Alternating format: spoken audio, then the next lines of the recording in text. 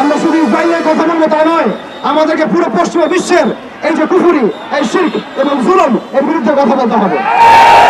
শুধুমাত্র ইসরায়েলের বিরুদ্ধে আমাদের যুদ্ধ নয়, বরং প্রত্যেক জালেম সম্প্রদায়ের বিরুদ্ধে আমাদের যুদ্ধ। এবং এই বাইতুল মুকাদ্দাস জয় করার পর বিগত 100 বছরে তারা দফায় দফায় কতগুলো যুদ্ধ করেছে মুসলিমদের সাথে, কতগুলো ভাইকে শহীদ করেছে, কতগুলো বোনকে ধর্ষণ করেছে, কতগুলো বাচ্চাকে তারা হত্যা করেছে, এটা কারোরই অজানা নয়। তবুও কেন জানি আমরা মুখে গুলি পেটে বসে আছি, কেন জানি আমরা আমাদের ভাইদেরকে সেখানে মরতে ছেড়ে দিয়েছি। চারপাশে 22টার মতো রাষ্ট্র আছে, কেউ এক পা এগিয়ে আসে না। আমাদের ভাইরা রক্তাক্ত হলে তারা ত্রাণ ঘটাতে চায়, আপনি রক্তের বদলে রক্ত কেন ছড়ান না?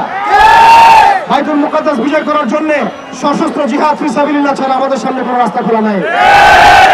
এই বিষয়টা হজম করতে হলে আমাদেরকে শুধুমাত্র ইসরায়েলের বিরুদ্ধাচরণ করলেই হবে না, বরং ইসরায়েলের সাথে যারাই তাকে সহযোগিতা করেছে সামরিকভাবে, অর্থনৈতিকভাবে, ব্যাংকিং সিস্টেম দিয়ে, ফাইন্যান্স দিয়ে, অস্ত্র দিয়ে, মিডিয়া দিয়ে, প্রযুক্তি দিয়ে, সেই প্রত্যেক সভ্যতার বিরুদ্ধে আমাদেরকে দাঁড়াতে হবে, সেই প্রত্যেক জনগোষ্ঠীর বিরুদ্ধে আমাদেরকে দাঁড়াতে হবে। এবং আমরা জানি এই সাপের মাথায় আমেরিকা। আপনারা কি সংবাদ প্রচার করতে পারবেন এই সাপের মাথায় আমেরিকা? আপনারা নিজেরা অনেস্টলি বলেন, ইসরায়েলকে বোম দিয়েছে কারা? অস্ত্র দিয়েছে কারা? জনবল দিয়েছে কারা?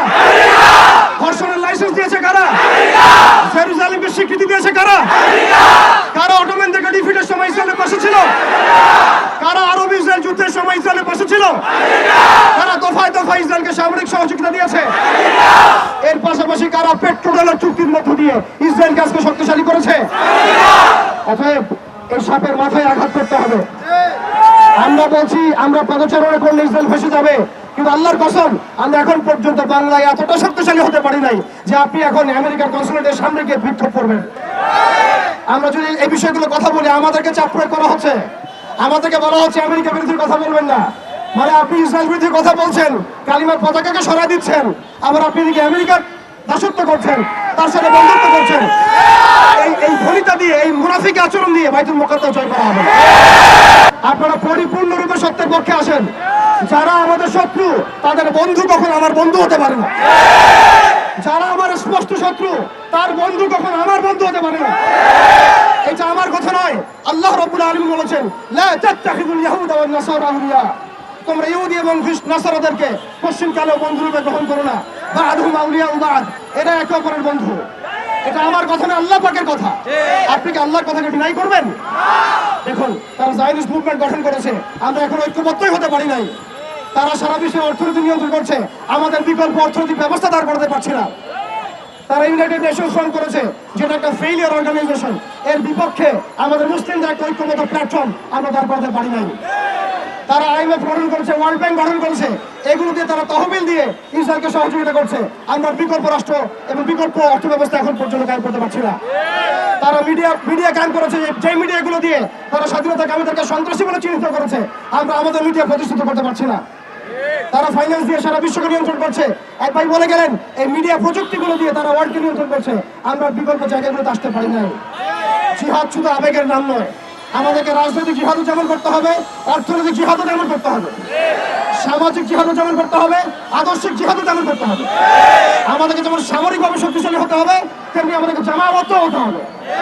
যতক্ষণ পর্যন্ত আমরা বাংলার জমিনে একটা শরিয়া এবং ইমান রাষ্ট্র কায়েম করতে পারছি না, ততক্ষণ পর্যন্ত আমরা আন্তর্জাতিক মহলে ওদেরকে চাপে রাখতে পারবো না। আবার বলছি শুনুন, যতক্ষণ পর্যন্ত আমরা বাংলাদেশে একটা শরিয়া এবং ইমান রাষ্ট্র কায়েম করতে পারছি না, ততদিন পর্যন্ত আমরা আন্তর্জাতিক মহলে ওদেরকে চাপে রাখতে পারবো না।